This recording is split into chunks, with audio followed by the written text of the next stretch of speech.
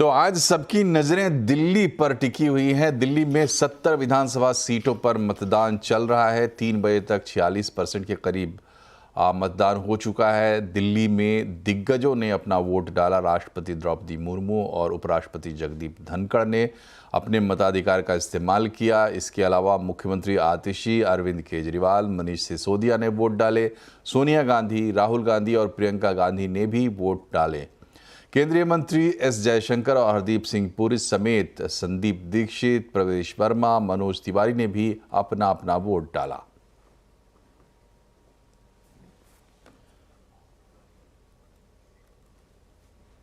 और हमारे साथ रिपोर्टर्स हमारे जुड़े हुए हैं लाइव दिल्ली के अपडेट्स के साथ। सबसे पहले दीपाली नंदा के पास चलते हैं। बताएं दीपाली। जी देखिए, इस वक्त मैं राजौरी गार्डन विधानसभा क्षेत्र में बने पोलिंग बूथ पर मौजूद हूं और आप जिस तरह से मेरे पीछे जो डेकोरेशन है इससे अंदाजा लगा सकते हैं कि ये पिंक पोलिंग बूथ है। इस तरह के जो पोलिंग बूथ है हर एक कॉन्स्टिट्यूएंसी में कम से कम एक बनाए गए हैं। खासियत इसकी यही रहती है कि यहाँ पर जितने भी, चाहे वो बीएलओ हो या फिर अंदर जो अधिकारी बैठे हैं जो पूरा वोटिंग के प्रोसेस को अंजाम दे रहे हैं, वो सब महिलाएं होती हैं। और अब चूंकि 1 घंटे से भी कम का वक्त बच गया है मनोज जी, और अभी तक वोटिंग परसेंटेज की अगर हम बात करें राजधानी दिल्ली में तो करीब करीब 4 बजे का जो आंकड़ा है वो 50% से थोड़ा ऊपर जाता हुआ हमें दिखाई दिया है। लेकिन अभी 1 घंटा बाकी है। 6 बजे तक मतदान केंद्रों पर आकर वोटर्स जो हैं वो अपने मताधिकार का इस्तेमाल कर सकते हैं। हालांकि थोड़ी सी गुंजाइश रखी जाती है कि 6 बजे के बाद भी अगर जो लोग पोलिंग स्टेशन के अंदर लाइनों में लगे हुए हैं तो उन्हें भी वोट देने के लिए टाइम स्लॉट दिया जाता है। तो यहाँ पर आप देख सकते हैं, अगर मैं आपको दिखाऊं कि सीनियर सिटीजन्स, जिस तरह से हम सुबह से ही कवरेज कर रहे हैं कि सीनियर सिटीजन्स में उत्साह दिखाई दे रहा है, अपने वोटिंग राइट का इस्तेमाल वो यहाँ पर कर रहे हैं। मैम, आप बताएं, आपने वोट दिया, पूरा प्रोसेस, खासतौर पर जो इंतजाम थे, आपको लगा कि वो आसानी से आपने वोट दे दिया? कुछ very nice arrangements, no botheration at all. अच्छा, राजौरी गार्डन इलाके की बात करें तो क्या डेवलपमेंट आपको लगता है कि किन चीजों को आपने ध्यान में रखकर वोट दिया है? हमने ओवरऑल ये जितनी भी सड़कें वड़कें बनी हैं खूब, मतलब कि प्रोग्रेसिव है ये सारा, मेट्रो वगैरह सब बहुत ही अच्छे से सारे। तो विकास यहाँ पर हुआ है, खासतौर पर जिस तरह से इनका कहना है कि सड़कों में यहाँ पर सुधार दिखाई दिया है। मैं आपको बता दूं, अगर कैंडिडेट्स की बात करें तो बीजेपी की तरफ से मनजिंदर सिंह सिरसा और आम आदमी पार्टी की तरफ से 3 बार विधायक रह चुकी धनवती चंदेला इस वक्त मैदान में है। दोनों के बीच में कड़ी टक्कर मानी जा रही है, लेकिन 8 फरवरी को जब नतीजे आएंगे तब पूरी पिक्चर सबके सामने होगी। जी, तो ये था राजौरी गार्डन का हाल। और अब जंप करते हैं वहां से पूर्वी दिल्ली की तरफ, पटपड़गंज चलते हैं जहां असीम है हमारे साथ। असीम, बताएं पटपड़गंज में क्या चल रहा है? देखिए, काफ़ी हाई प्रोफाइल कॉन्स्टिट्यूएंसी है, खासतौर पे कि दिल्ली के डिप्टी मुख्यमंत्री मनीष सिसोदिया यहाँ से चुनाव पिछली बार लड़े थे, इस बार यहाँ से नहीं लड़ रहे हैं। लोगों से ही बात कर लेते हैं, उनसे जानते हैं कि क्या मुद्दे हैं पटपड़गंज विधानसभा के और क्या चाहते हैं वो। क्या मुद्दे हैं इस बार पटपड़गंज विधानसभा के? पटपड़गंज विधानसभा में हम बदलाव चाहते हैं और यहाँ पे उन्होंने मनीष सिसोदिया को हटा करके ओझा जी को दिया है, जो बिल्कुल ही वो लायक नहीं है। अभी हमारे रवि नेगी जी बिल्कुल सही है, कैंडिडेट हैं। और हम डबल इंजन की सरकार चाहते हैं। आपदा को हटाना है, बवाली को हटाना है। अच्छा, खासतौर पर कोई मुद्दे हैं आपको लग रहा है? कोई सड़क, पानी, बिजली, स्कूल? तो बहुत मुद्दे हैं। दिल्ली में सबसे बड़ी पानी की प्रॉब्लम है। यमुना का इतना गंदा पानी आ रहा है। सीवेज ट्रीटमेंट प्लांट एक भी नए नहीं लगाए, पुराने खराब पड़े हैं। इसकी वजह से बदबूदार पानी आ रहा है, लोग उसी से नहा रहे हैं, तो उसी से बीमारियों का शिकार हो रहे हैं। बाल सफेद रहे लोगों के, बीमारियां अंदर जा रही हैं। और पीने का पानी अगर गंदा होगा तो कैसा आपका फ्यूचर बनेगा? बच्चों का स्वास्थ्य कैसे जाएगा? मानसिक विकास कैसे? चलिए, काफी सारे मुद्दे हैं यहाँ पर। आप कुछ बोलना चाहेंगे? सर, मेरा क्वेश्चन यही है कि आज यहाँ से जब मनीष सिसोदिया जी गए हैं तो उन्होंने जो यहाँ से शिक्षा की नींव रखी थी इस विधानसभा से, तो उन्होंने आज एक शिक्षक ही को ही यहाँ से कैंडिडेट बनाया है। और ये हमारे लिए बहुत बड़ी बात है कि एक शिक्षक यहाँ से चुनाव लड़ रहे हैं।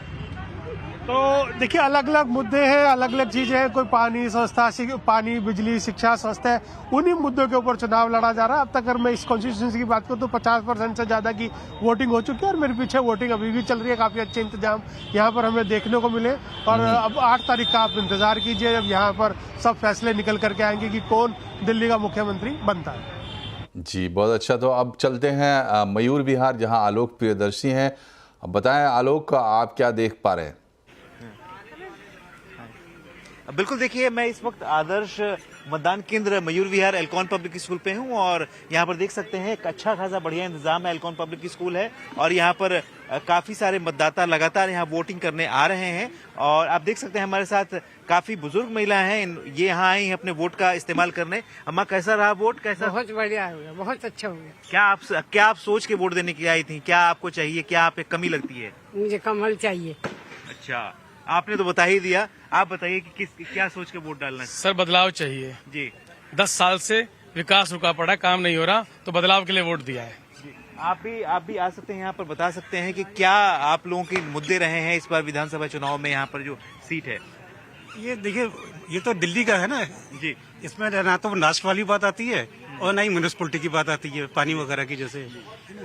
तो चेंज तो चाहते थे, यहाँ पे हो जाए तो अच्छा ही। पहली बार बेचारा जो आदमी है वो थोड़ा कम मार्जिन से हार गया था, तो उसी को दे रे हैं। इशारा काफी है आपके लिए। काफी, वो तो हाँ। चलेगा जंग पूरा। हाँ, चलेगा। मैडम, आप बताइए कि क्या आपके लिए मुद्दे हैं यहाँ पर? हाँ जी, एक्चुअली ना पब्लिक है वो परिवर्तन चाहती है, चेंज कुछ न्यू होना चाहिए। तो डेवलपमेंट के लिए, थोड़ा सा इम्प्रूवमेंट के लिए तो चेंज होना जरूरी है, बस मैं ये कहना चाहूंगी। चेंज के लिए ही चेंज होना चाहिए कि और नहीं, और भी कुछ मुद्दे हैं जो जैसे लास्ट गवर्नमेंट थी तो कि हाँ मतलब डेवलपमेंट है, लेकिन उस तरह का कुछ था नहीं। तो पब्लिक को लग रहा है कि उससे निकल के जो वो चाह रहे हैं, रियल में चाह रहे हैं जो डेवलपमेंट, वो होना चाहिए। यहाँ पर मयूर विहार में आप रहती होंगी? जी, हाँ, वो क्या यहाँ पर दिक्कतें हैं, क्या परेशानी? मयूर विहार में जैसे लाइट से रिलेटेड तो सब कुछ ठीक था, लेकिन एजुकेशन में जो होना चाहिए वो किया गवर्नमेंट ने, लेकिन उससे भी बेटर करने के लिए रोड वगैरह के लिए जो मेन जो था वो कचरा वगैरह जो बहुत ज्यादा हो जाता था, पॉल्यूशन से रिलेटेड चेंज चाहिए। पॉल्यूशन एकदम दिल्ली में पॉल्यूशन की समस्या खत्म नहीं हुई है। जी, पॉल्यूशन की 4 समस्या महीने बहुत परेशानी। हाँ जी। तो वैसे से आप 200 मीटर आगे जाएंगे ना जी, आगे आप खड़े नहीं हो सकते। क्यों? बहुत ज्यादा गंदगी है। तो गंदगी इशू है, साथ ही साथ दिल्ली वालों के लिए तो पॉल्यूशन एक बहुत ही बड़ा इशू है। साल के 4 महीने वो जिस कदर जूझते हैं वो एक अपने आप में बड़ी समस्या है और कहीं ना कहीं जो इस समस्या को निदान चाहते हैं। जी, तो ये देखा हमने पश्चिमी दिल्ली का हाल, फिर सुना पूर्वी दिल्ली का हाल, और अब ज़रा सेंट्रल दिल्ली में चलते हैं। बाराखंबा रोड में रोहन है। रोहन, बताइए। जी, मैं इस वक्त दिल्ली के बाराखंबा रोड के मॉडर्न स्कूल पोलिंग बूथ पे हूँ। वीआईपी पोलिंग बूथ है यहाँ पे। सुबह से वोटिंग थोड़ी सुस्त रही है, लेकिन कुछ अच्छी तस्वीरें हमें लोकतंत्र को देखने को मिली है। खासतौर पे जो सीनियर सिटीजन है, 80 90 ईयर के लोग यहाँ पे आके, उनमें खासतौर पे उत्साह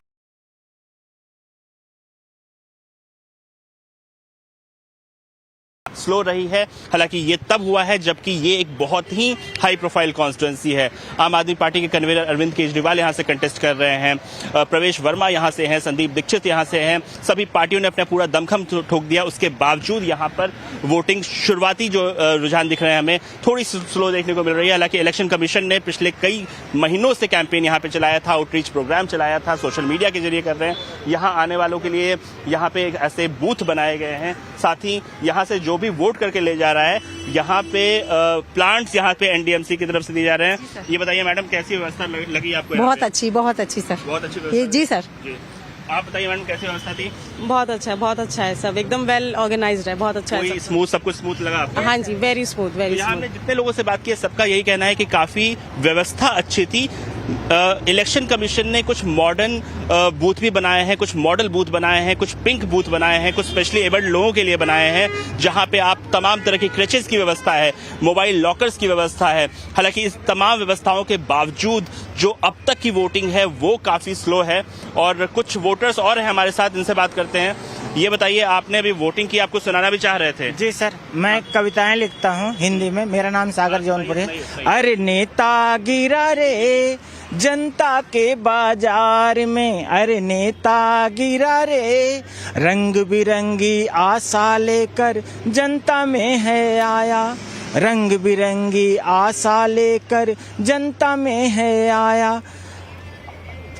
अरे नेता गिरा रे जनता के मझधार में, अरे नेता गिरा रे। बहुत अच्छा इन्होंने एक कविता सुनाई वोटिंग के ऊपर, लोकतंत्र के ऊपर। हालांकि जिस तरह का वोटिंग परसेंटेज हमें देखने को मिल रहा है, अभी कुछ घंटे बचे हुए हैं, हम उम्मीद करते हैं कि पिछली बार का जो मार्क है वहां तक तो शायद पहुंच जाए, लेकिन फिलहाल अभी तक जो वोटिंग है थोड़ी स्लो रही है।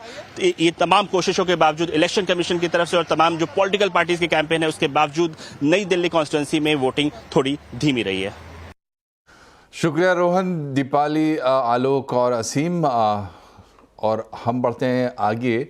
और दिल्ली में जो चुनाव हो रहा है उसमें भारती एयरटेल के चेयरमैन सुनील भारती मित्तल ने भी अपना मताधिकार, लोकतांत्रिक अधिकार का इस्तेमाल किया। वोटिंग के बाद हमारे संवाददाता असीम मनचंदा ने बात की सुनील भारती मित्तल से।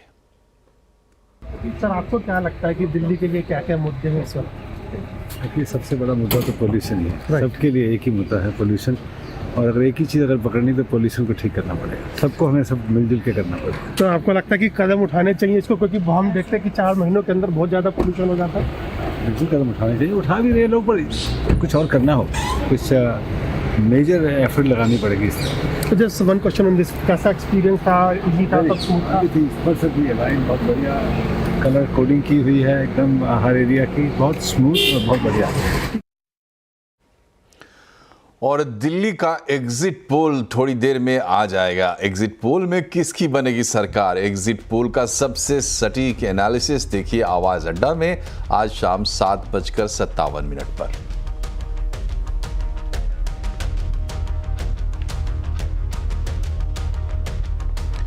प्रधानमंत्री नरेंद्र मोदी ने आज प्रयागराज महाकुंभ में डुबकी लगाई। उन्होंने गंगा, यमुना और सरस्वती की त्रिवेणी में स्नान किया और पूजा अर्चना की। प्रधानमंत्री ने यूपी के मुख्यमंत्री योगी आदित्यनाथ के साथ वोट में यमुना विहार का आनंद भी लिया। पीएम ने एक्स पर पोस्ट कर कहा है कि प्रयागराज महाकुंभ में आज पवित्र संगम में स्नान के बाद पूजा अर्चना का परम सौभाग्य मिला। मां गंगा का आशीर्वाद पाकर मन को असीम शांति और संतोष मिला है। उनसे समस्त देशवासियों की सुख, समृद्धि, आरोग्य और कल्याण की कामना की है। और महाकुंभ में तीनों शाही स्नान संपन्न होने के बाद अब अखाड़े अपने टेंट को समेटने लगे हैं। अखाड़े के साधु भी और लौटने के मूड में आ गए हैं। सर्वेश दुबे बता रहे हैं डिटेल्स। अब अखाड़ों ने अपना सामान समेटना शुरू कर दिया है। इस वक्त हम निरंजनी अखाड़े में, आप देख सकते हैं जो अखाड़े में नागा सन्यासी हैं, दूसरे संत महात्मा हैं, वो अपने सामान को पैक कर रहे हैं। जो अखाड़ों की परंपरा है वो अखाड़े 3 जो है अमृत स्नान करते हैं, जिनमें से मकर संक्रांति के साथ साथ मौनी अमावस्या और वसंत पंचमी, और 3 यहाँ पर अमृत स्नान के बाद अखाड़े जो शैव अखाड़े हैं वो काशी चले जाते हैं। और यहाँ पर जो आप पैकिंग देख रहे हैं सामान की, वो इसी उद्देश्य से यहाँ पर की जा रही है। लेकिन जो परंपरा है उसके मुताबिक जो अखाड़े की धर्म ध्वजा होती है, इसके बंद को भी ढीला किया जाता है। जो शान से यहाँ पर धर्म ध्वजा फहरा रही है, इसके बंद ढीले किए जाते हैं। इसका मतलब यह होता है कि अखाड़ों का स्नान पूरा हो गया है और महाकुंभ का आयोजन भी पूरा हो गया है। अखाड़े जब काशी जाते हैं तो वहाँ पर महाशिवरात्रि तक रहते हैं।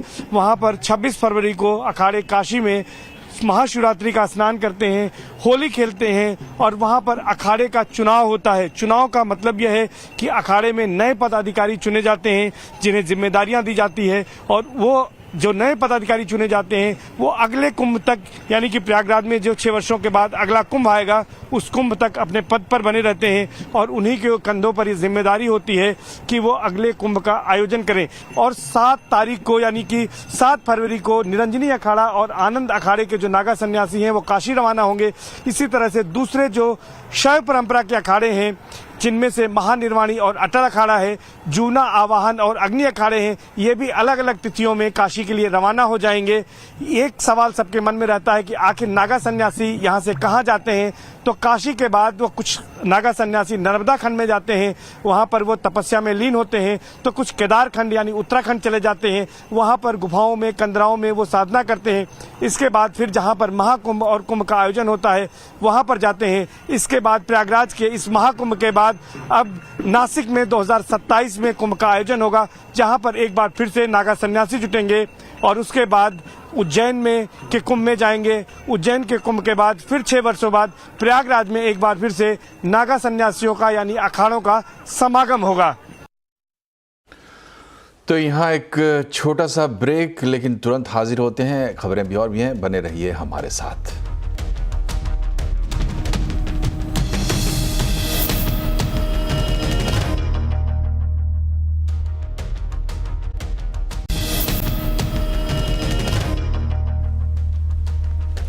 ब्रेक के बाद एक बार फिर से आपका स्वागत है। बात करते हैं बाजार की। शुरुआती तेजी के बाद बाजार ऊपर से फिसलकर बंद हुआ है। सेंसेक्स निफ्टी गिरावट के साथ बंद हुए। सेंसेक्स 312 पॉइंट गिरकर 78,271 पर और निफ्टी 43 पॉइंट गिरकर 23,696 पर बंद हुआ है। हालांकि mid cap small cap index बढ़त के साथ बंद हुए हैं। पिछले कुछ दिनों से सोने में लगातार तेजी देखी जा रही है। आज सोने ने ऑल टाइम हाई रिकॉर्ड को भी छू लिया। एमसीएक्स पर सोने का दाम 84,500 के पार निकल गया। क्यों बढ़ रहे हैं सोने के दाम, बता रही हैं हमारी सहयोगी मनीषा गुप्ता। जी हाँ, सोने में लगातार 5वें दिन हमने आज ऑल टाइम हाईज बनते हुए देखे हैं। अंतर्राष्ट्रीय बाजारों की अगर बात करें तो $2860 प्रति आउंस का ऑल टाइम हाई बनता हुआ नजर आया और उसके ऊपर के प्राइसेस हैं। और जहां तक भारतीय बाजारों की बात है, 84,000 प्रति 10 ग्राम के लेवल्स अब यहां पर ऑल टाइम हाईज के तौर पर उभरे हैं। इसमें अभी आपको जीएसटी, मेकिंग चार्जेस सभी कुछ ऐड करना बाकी है, यानी कि और बड़ी बढ़त के साथ अगर आप फिजिकल मार्केट्स में यहाँ पर सोना लेने जाएँ तो आपको यहाँ पर इसको पे करना होगा। काफ़ी सारे रीजंस हैं जो सपोर्टिव है। सबसे बड़ा तो ट्रंप का जो टैरिफ्स है कनाडा की तरफ, चाइना की तरफ, मेक्सिको की तरफ, जहां पर अभी भी अनसर्टनिटी बनी हुई है, उसकी एक कंसर्न है। यूएस चाइना का जो टैरिफ्स है उसका इम्पैक्ट हम ज़्यादातर बड़ी ब्रॉडर वे में ग्लोबल इकोनॉमी पे पड़ता हुआ देख सकते हैं, जिसका इम्पैक्ट हमने सेफ हेवन बाइंग के तौर पर सोने में आता हुआ देखा है। बाजार को ये लगता है कि आगे जाते हुए, और क्योंकि यूएस चाइना के डेटा भी बहुत कोई स्ट्रॉन्ग नहीं आए हैं, इन्फ्लेशन की चिंता भी यहाँ पर बाजार में है। यूएस अभी यहाँ पर ईरान के ऊपर, यूरोपियन यूनियन के ऊपर भी काफ़ी स्टेटमेंट्स इन्होंने जारी करी हैं, तो इसका क्या निष्कर्ष निकल सकता है बाजार को नहीं पता, और उसी वजह से यहाँ पर इतनी तेज़ी बनती हुई नजर आई है।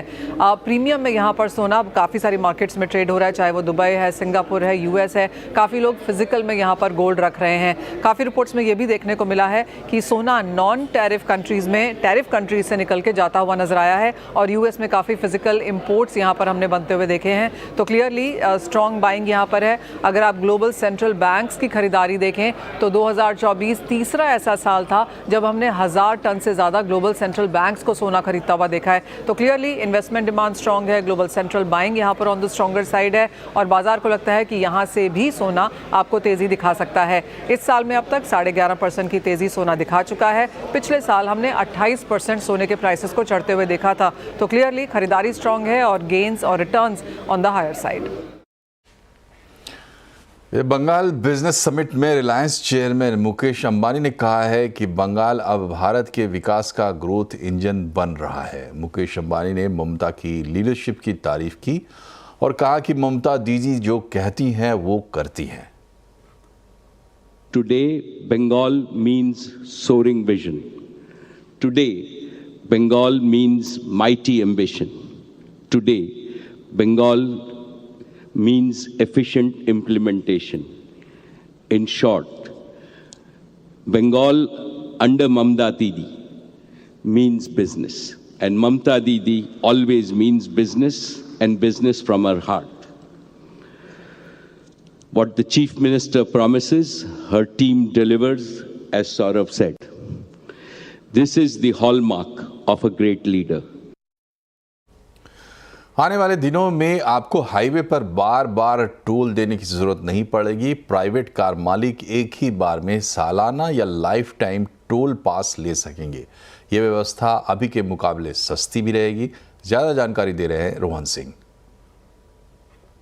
जी, जल्द ही निजी कार मालिकों को बार बार टोल प्लाजा पर टोल नहीं कटवाना पड़ेगा। सरकार एक ऐसी व्यवस्था पे काम कर रही है जहां पर जो निजी कार मालिक है वहां उन्हें या तो एनुअल या फिर लाइफ टाइम पास दिया जा सकेगा और इसकी कीमत पहले के मुकाबले कहीं ज़्यादा सस्ती होगी। अभी की जो व्यवस्था है उसमें या तो आपको सिंगल एंट्री का पास खरीदना पड़ता है या फिर आप एक मासिक पास खरीद सकते हैं जो कि NHAI इशू करती है। लेकिन अब एक ऐसे एनुअल पास की व्यवस्था पे काम हो रहा है जिसकी कीमत 3,000 रुपये रखी जाएगी, या फिर आप एक लाइफ टाइम पास भी खरीद सकते हैं जिसकी कीमत 30,000 रुपये रखी जाएगी और इसकी वैलिडिटी 15 साल की होगी। एक और खास बात ये होने जा रही है कि ये सब कुछ आपके फास्टैग में ही समाहित होगा, यानी बार बार आपको पास भी नहीं बदलना पड़ेगा, नहीं खरीदना पड़ेगा और सिस्टम काफ़ी स्मूथ चल सके इसके लिए सब कुछ फास्टैग के जरिए ही किया जाएगा। फिलहाल ये एक स्टेक होल्डर कंसल्टेशन के स्तर पर है, उस पर काम चल रहा है और अगले कुछ महीने में सरकार इसका जो ड्राफ्ट है वो ला सकती है।